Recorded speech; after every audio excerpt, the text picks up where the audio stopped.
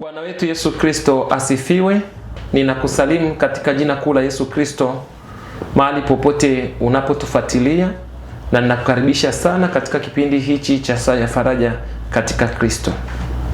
Na kabla ya yote, naomba tumshukuru Mungu.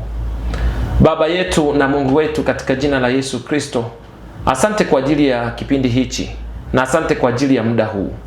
Tunakushukuru kwa ajili ya mtazamaji wetu na msikilizaji wetu popote alipo ulimwenguni anapotufuatilia. Tunaomba Roho yako Mtakatifu awe mwalimu na kiongozi katika mafundisho haya. Roho yako Mtakatifu ahusike katika kufundisha kila mmoja wetu. Amen.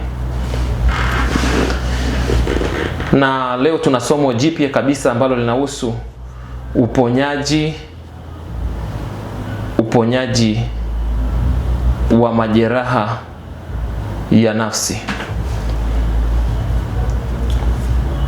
Mtu ni roho, ana nafsi na anaishi katika mwili. Tunapozungumzia uponyaji wa nafsi, maanake tunazungumzia utu wa ndani wa mtu unaweza ukaumizwa.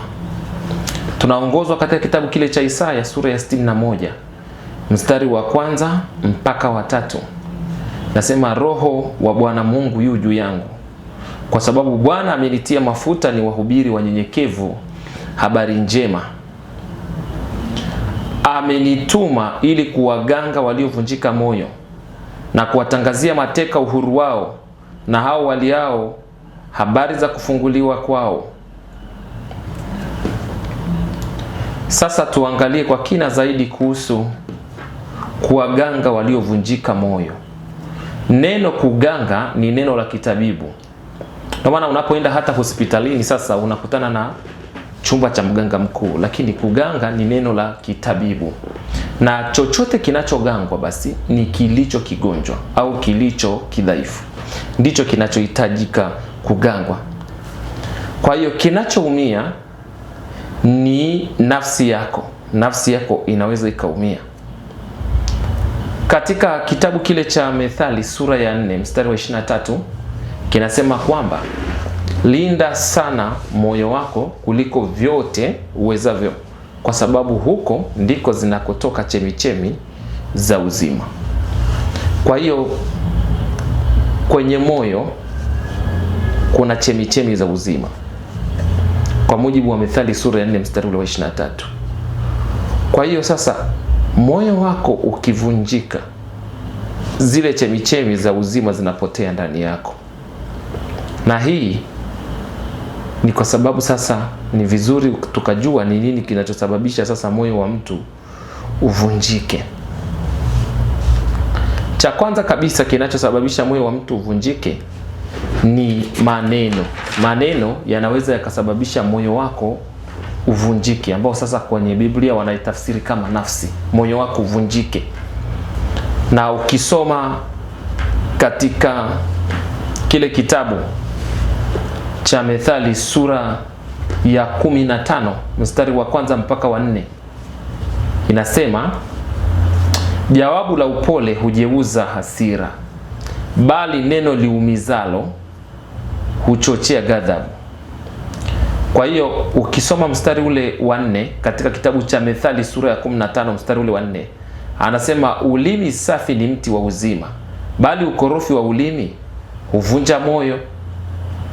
Kwa hiyo kumbe kuna ulimi uliobeba upole ambao unajeuza hasira, na kuna ulimi ambao ukibeba ukorofi unakuwa ni silaha ya kuvunja. Kwa hiyo unaweza ukawa kama ni nyundo ya kuvunja na ukavunja moyo. Na unavunjaje? Maneno yanayotoka kwenye ule ulimi yanakuwa yamebeba roho, na roho inayokuwa imebebwa kule ni roho ya kuvunja. Na sasa unaweza ukakuta kuna maneno umeyasikia na umevunjika moyo na umekata tamaa, na hata unaweza ukatamani kujiua. Sasa neno la Mungu limekuja kwa ajili ya kukusaidia wewe binafsi kama wewe, ili uweze kupokea uponyaji kamili. Unamhitaji sana Yesu, kwa sababu ili uweze kupona majeraha ya nafsi ni lazima ukutane na mtu aliyembeba Yesu ndani, alafu aliyetiwa mafuta, manake mtumishi wa Mungu. Mtumishi wa Mungu. Hii ni katika Isaya 61 mstari wa kwanza, Roho wa Bwana yuko juu yangu, Bwana amenipaka mafuta kuwahubiri wanyenyekevu habari njema. Kwa kuna watu wengi sana ambao wamevunjika moyo. Kuna maneno wamekutana nayo ni magumu yakawavunja moyo. Lakini pia katika kitabu cha Zaburi ya 59 mstari ule wa 7 anasema, tazama kwa vinywa vyao uteuka, mdomoni mwao mnapanga. Kwa hiyo maneno ni silaha ya kiroho, yanaweza yakatumika katika kukata, yakakata moyo wa mtu mpaka ukavuja damu na zile chemichemi za uzima zikapotea. Kwa hiyo ninachotaka kusema ni nini? Mungu halindi moyo wa mtu. Wewe ndio unatakiwa ulinde moyo wako. Unaulindaje? Kuruhusu taarifa ambazo ni chanya ziingie na kuzuia taarifa ambazo ni hasi kuingia katika moyo wako. Kwa hiyo simama na lile neno la Mithali 4:23. Linda moyo wako. Usiruhusu maneno yaliyobeba uchungu yaingie ndani na yautese moyo wako. Usiruhusu maneno yaliyobeba mauti, yaliyobeba mishale, yaliyobeba upanga, yaliyobeba visu au yaliyobeba wembe yaingie na kuorarua moyo wako. Kwa hiyo maneno ni silaha pia inayotumika kuvunja au kujeruhi moyo wa mtu. Katika Zaburi ya 57 mstari ule wa 4 inaeleza, nafsi yangu i kati ya simba, nitastarehe kati yao waliowaka moto. Wanadamu meno yao ni mkuki na mishale, na ndimi zao ni upanga. Kwa hiyo adui akitaka kuvunja moyo wako atatumia watu. Mungu akitaka kuuponya moyo wako atatumia watu.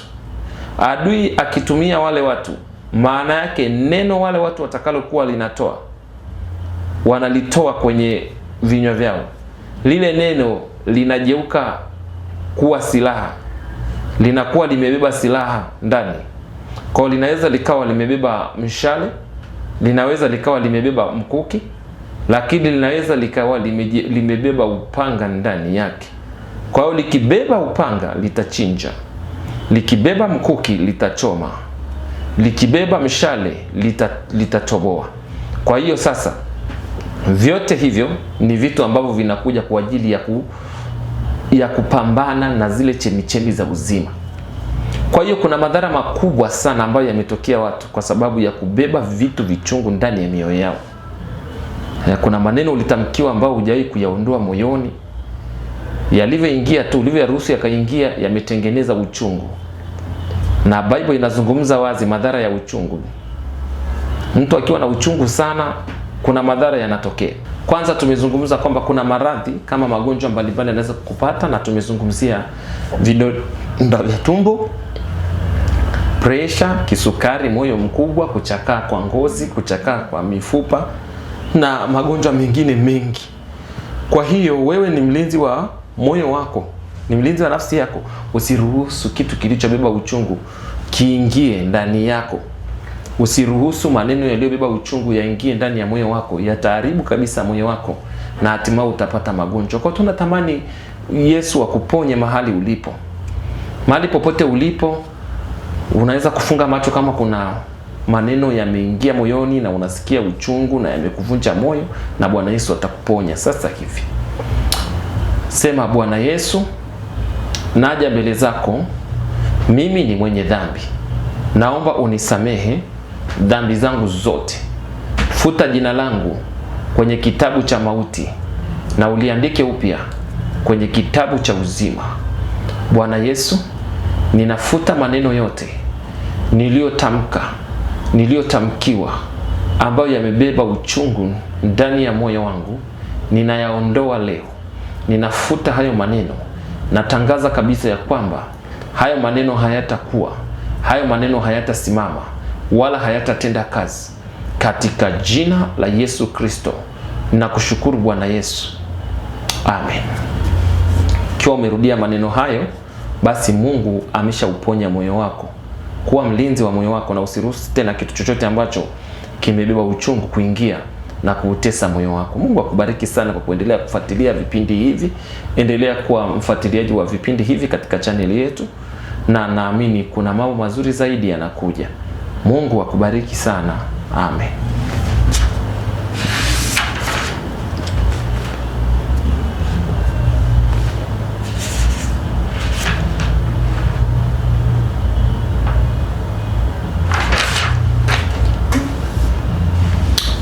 Bwana wetu Yesu Kristo asifiwe. Ninakusalimu katika jina kuu la Yesu Kristo, mahali popote ambapo upo na unatufuatilia na unatusikiliza.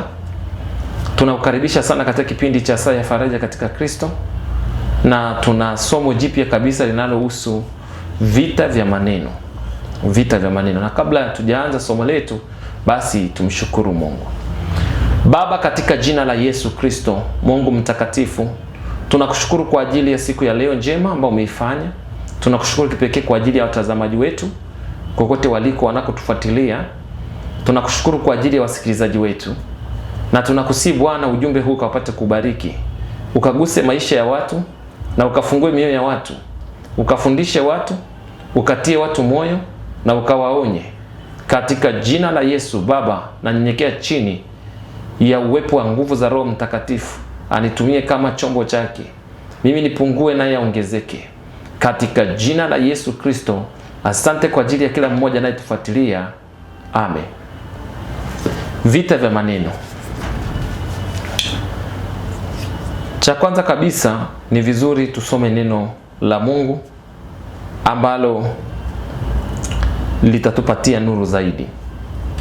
Katika kile kitabu cha Waefeso sura ya 6 mstari ule wa 18 na wa 19, kitabu kile cha Waefeso sura ya 6 mstari ule wa 18 na wa 16. Kuna neno pale ambalo litakupatia nuru kidogo, ambalo linasema upanga wa Roho ambao ni neno la Mungu.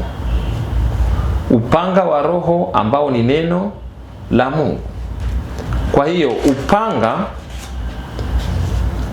neno katika ulimwengu wa roho lina uwezo wa kubadilika na kuwa upanga. Na kama linaweza kubadilika likawa upanga, kwa hiyo neno basi ni silaha. Kwa sababu upanga ni silaha pia. Ni chombo lakini ni silaha.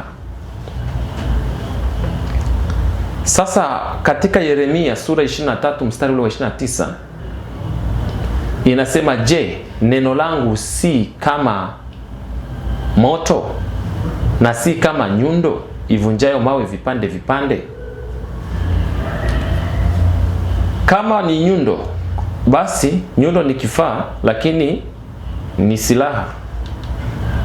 Kwa hiyo tunachotaka kufundisha ni vita vya maneno. Maneno yanaweza yakatumika kama silaha ya vita. Kwa hiyo yanaweza yakavunja, yanaweza yakachinja, yanaweza yakatoboa. Kwa hiyo ukiona watu wanamsema mtu vibaya, ile kabisa ni vita. Lakini ile vita inatumia silaha za maneno, kwa sababu maneno ni silaha ya kiroho. Ukisoma Waefeso sura ile ya 6 kuanzia ule mstari wa 12 mpaka 18, anavyosema, hatimaye mzidi kuwa hodari katika Bwana na katika uweza wa nguvu zake. Vaeni silaha zote za Bwana ili muweze kushindana siku ya uovu. Kwa maana kushindana kwetu sisi si juu ya damu na nyama, bali ni juu ya falme na mamlaka, juu ya wakuu wa giza, juu ya majeshi ya pepo wabaya. Sasa kama anasema vaeni silaha zote, alafu pale kwenye mstari wa 18 anataja neno kama upanga, maana yake neno linabadilika kuwa silaha ya kivita ya kiroho. Ni silaha ya kivita ya kiroho. Kwa hiyo vita ya maneno, maana yake roho zitatumia maneno kupigana kama silaha. Maneno kupigana kama silaha. Na katika hiyo silaha ya maneno, inaweza sasa ikaua, inaweza ikachinja, inaweza sasa ikajeruhi, inaweza ikaumiza. Silaha hiyo hiyo ya maneno inaweza ikachinja, inaweza ikararua, inaweza ikaua, na inaweza sasa hata ikajeruhi au ikaumiza. Sasa hebu tuangalie kidogo maneno ni nini, ili uweze kuelewa na kwa nini yanakuwa silaha. Maana sasa tunazungumzia vita vya maneno. Maneno ni mazungumzo, na ndani ya hayo mazungumzo yanaweza yakawa yamebeba roho ndani yake. Katika kitabu cha Injili ya Yohana sura ile ya 6 mstari wa 63 inasema, maneno haya ninayowaambia ni roho tena ni uzima. Kwa maana yake yanatuonyesha maneno yana uwezo wa kubeba roho. Maneno yana uwezo wa kubeba roho. Sasa katika Timotheo wa pili sura ya 3 mstari ule wa 16 na wa 17 inasema hivi, kila neno lenye pumzi ya Mungu lafaa kwa mafundisho. Maanake kila neno lenye pumzi, pumzi ni nini? Roho wa Mungu. Linafaa kwa nini? Linafaa kwa mafundisho. Kwa hiyo pia neno lina uwezo wa kubeba roho ndani yake. Kwa hiyo lina uwezo wa kubeba roho ambayo ni uzima, lakini lina uwezo wa kubeba roho ambayo ni mauti. Kwa hiyo tunapozungumzia vita ya maneno, inategemea wewe ni maneno gani unayoyasikia, yanabadilika kuwa silaha za kivita. Kwa hiyo kama ni upanga, umebeba kuchinja. Kama ni mishale, umebeba kuchoma, vitachoma moyo. Ndio maana nasikia waliposikia maneno yale wakachoma moyo. Lakini kama sasa ni wembe, utachana. Zote hizo ni silaha, na nitakuonyesha maneno ya Mungu ambayo yatakusaidia. Sasa neno lina uwezo pia wa kubeba uhai na lina uwezo wa kubeba mauti. Katika lile neno la Mungu katika Waebrania sura ya 4 mstari ule wa 12 inasema, neno la Mungu li hai.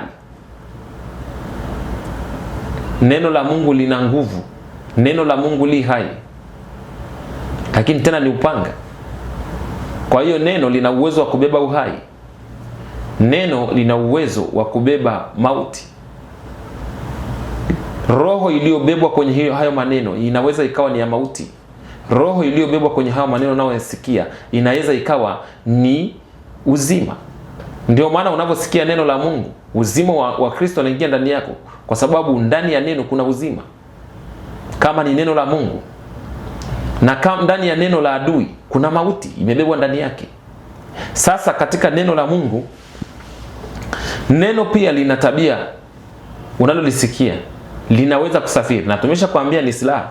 Lakini sasa likisafiri, kama limetumwa kama silaha ya kivita, lina uwezo wa kutembea, lina uwezo wa kufika na kuchinja mtu na kujeruhi mtu na kuchoma mtu na kurarua mtu na kumuua, kama limetoka kwa adui.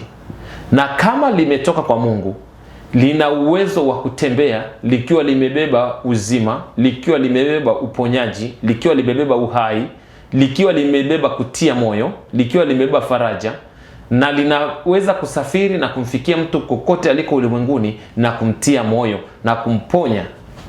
Sasa hebu angalia mfano mmoja katika kile kitabu cha Mathayo sura ya 8 mstari ule wa 5 mpaka 13.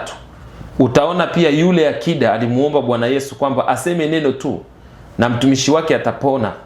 Yesu aliposema lile neno, yule mtumishi alipona saa ile ile.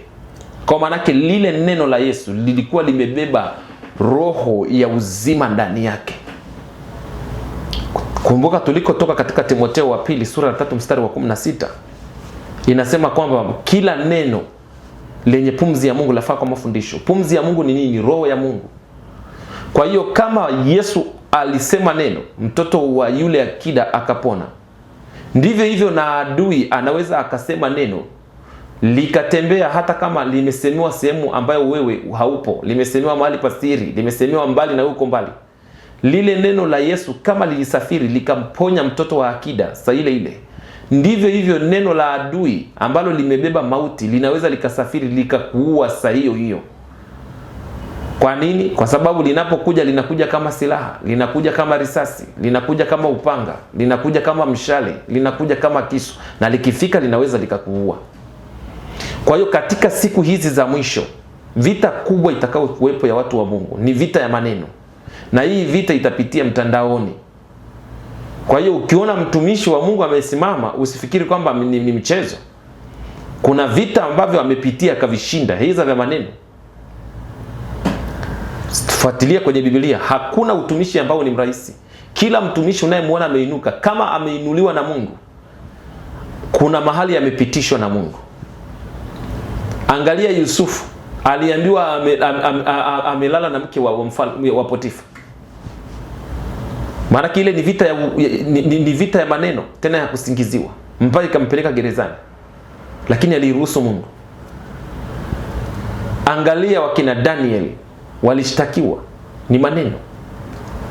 Kwa hiyo maneno yanatumika kama vita kubwa ya kiroho, silaha kubwa ya kiroho katika kujeruhi watu. Sasa kila neno lenye pumzi ya Mungu linafaa kwa mafundisho, na kila neno lenye pumzi ya yule mwovu ambaye ni ibilisi linafaa kwa kuua, kwa kuchinja, kwa kuharibu. Na hii katika kitabu cha Yohana sura ile ya 10 mstari wa 10 mpaka 11. Inasema mimi nilikuja muwe na uzima, lakini shetani adui alikuja kwa ajili ya kuchinja, kuua na kuharibu. Sasa lazima tuelewe kwanza, Mungu ni roho. Mungu ni roho na anafanya kazi kwa jinsi ya roho. Kwa hiyo ili Mungu aweze kufikia watu, lazima atumie mtu kama anavyonitumia kuzungumza na wewe. Roho haiwezi kutawala bila kutumia mtu. Kwa hiyo shetani akitaka kukuvuruga atatumia watu, na ndani ya wale watu atatumia silaha zake ambazo ni maneno. Umeshaona kule kwenye kitabu cha Waefeso 6 kwamba vaeni silaha zote, na unaona wanataja neno kama upanga. Kwa hiyo shetani atatumia mtu ambaye sasa ataachilia neno la kuua, neno la kufisha, neno la kuvunja moyo, neno la kuharibu, neno la kuponda. Akimtumia mtu, akimpa neno linaweza likageuka nyundo, silaha kama nyundo likavunja moyo. Katika Yeremia 23:29 nasema neno ni kama nyundo. Anaweza akamtumia mtu lakini akapitisha neno ambalo ni kama upanga. Waebrania 4:12 neno la Mungu li hai tena lina nguvu, tena ni upanga. Sasa yale maneno yakisha kuja kama ni adui, dalili ya kwanza kubwa kabisa utajua kwamba tayari una vita ya maneno. Ni maneno utakaokuwa unasikia. Utasikia moyoni moto unawaka moyoni. Utasikia kama mtu amekukata na kisu kikali ndani. Utasikia kama mtu amekuchoma na mshale kwenye moyo. Ukishaona hivyo, elewa sasa kwamba hiyo ni vita. Hao wanaoleta hayo maneno, hata kama ni marafiki zako, anza kujua kabisa wale hawako upande wako, wako upande wa adui. Na adui sasa anawatumia kama vyombo vyake kupitisha silaha zake za kivita, ambayo ni hayo maneno yenye kuua, yenye kuharibu, yenye kufisha, yenye kuangamiza. Sasa inabidi tuombe kwa ajili ya watu wote ambao wanapitia vita kubwa ya maneno. Kuna wengine ni wanandoa, unakutana na vita ya maneno usiku kucha, ni maneno magumu unatamkiwa. Lakini kuna wengine ni watumishi wa Mungu, wamepigwa mishale ya maneno mpaka wameacha huduma. Wengine ni watumishi wa Mungu, wamechanwa kwa mapanga mpaka wameacha huduma, wameacha utumishi. Wengine walevi, kelele za walevi pia ni maneno ya walevi pia, anaweza kumtukana mtu mpaka kaacha huduma. Wewe kuona mtu anafungua kanisa mahali analifunga kwa sababu ya maneno yanainuka kila kona, akipita huko anasema. Unaweza, adui anaweza akatumia watu wakatengeneza uongo kama Yezebeli. Yezebeli ni mke wa Ahabu. Alitengeneza uongo mpaka kamuua Nabothi ili atamalaki shamba lake. Sasa katika siku za mwisho watumishi wa Mungu wa njia hii watapitia katika mambo mengi. Kwa hiyo wewe unayenisikiliza katika mtandao, usisimame upande wa adui na usikubali adui ya kutumia kama chombo katika kupiga watumishi wa Mungu, katika kuvunja moyo watumishi wa Mungu, katika kuua, katika kufisha. Bali kubali Roho wa Mungu aingie ndani yako na akutumie katika kujenga, katika kuinua, katika kutia moyo, katika kufungua. Kuna neno unaweza ukazungumza mahali likatia mtu moyo, na kuna neno unaweza ukazungumza mahali likavunja mtu moyo. Kuna neno unaweza ukazungumza mahali likapelekea mtu kutubu na kuacha dhambi, na kuna neno unaweza ukazungumza mahali likachochea mtu kutenda dhambi. Kuna neno unaweza ukazungumza mahali likapelekea mtu kutiwa moyo ndani. Kama alikuwa kajue, ukashangaa ametupa sumu, akamkimbilia Yesu. Lakini kuna neno unaweza ukalizungumza mahali likachochea mtu kujinyonga au kujiua. Visa vingi vya kujinyonga vinaanzia moyoni. Visa vingi vya watu kunywa sumu vinaanzia moyoni. Adui anatumia watu, na hasa ndoa zinazovunjika. Mcheki vizuri sana, angalieni wageni wanaowatembelea wakati mmeoana hivi, utagundua wengi wanatumiwa na shetani. Na shetani alikuwa wa kwanza kutembelea kwenye ile ndoa ya Adam na Eva. Anaweza akawa ndio wa kwanza ameingia kwenye ndoa yako. Kuna maneno umeanza kuyasikia, hizo yanamhusu mume, hizo yanamhusu mke. Umeanza kukata tamaa, umeanza kupoteza kumwamini. Jua maneno uliyosikia yameletwa na nani? Ni roho ipi iko nyuma ya hayo maneno? Na kwa nini baada ya kuyasikia umeanza kuwa hivyo? Umeanza kuwaza, umeanza kukosa usingizi, mwili wako unawaka moto. Silaha za adui za vita zimeanza kuingia ndani yako. Sasa ni kufunga macho, tuanze kuomba. Tuombe. Baba, katika jina la Yesu mfalme mkuu, tunakushukuru kwa sababu ya wema na fadhili zako. Asante kipekee kwa jinsi ambavyo una makusudi na maisha yetu. Baba, tunasema asante mfalme, maana una nguvu, una uwezo. Katika jina la Yesu Kristo, mguse huyu aliyekuwa ananisikiliza, mfungue ufahamu wake aweze kuelewa neno. Katika jina la Yesu, navunja na kusambaratisha silaha zote za ule mwovu juu yake. Na ng'oa kila mishale yenye sumu iliyoingia kwenye maisha yake. Na ng'oa kwenye kilindi cha moyo. Na vunja na kusambaratisha kila roho zilizokuwa zinalinda hayo maneno. Na ng'oa kukata tamaa na kuvunjika moyo. Na tangaza uponyaji na kibali katika jina la Yesu. Sasa asante kwa sababu unamponya na kumfungua mahali popote anaponisikiliza. Naomba ubariki wale wote wanaosimama na sadaka kwa ajili ya kipindi hiki kuendelea kuwa hewani katika jina la Yesu Kristo, na kurudishia sifa na utukufu na shukrani. Amen. Basi ikiwa umerudia maombi haya pamoja na sisi, Mungu amekwisha kukufungua hapo ulipo. Ikiwa utakuwa na ushauri au ikiwa pia utakuwa na jambo lolote ambalo unataka kutuambia, basi tutumie kupitia namba zetu zinazopita katika akaunti hiyo. Lakini pia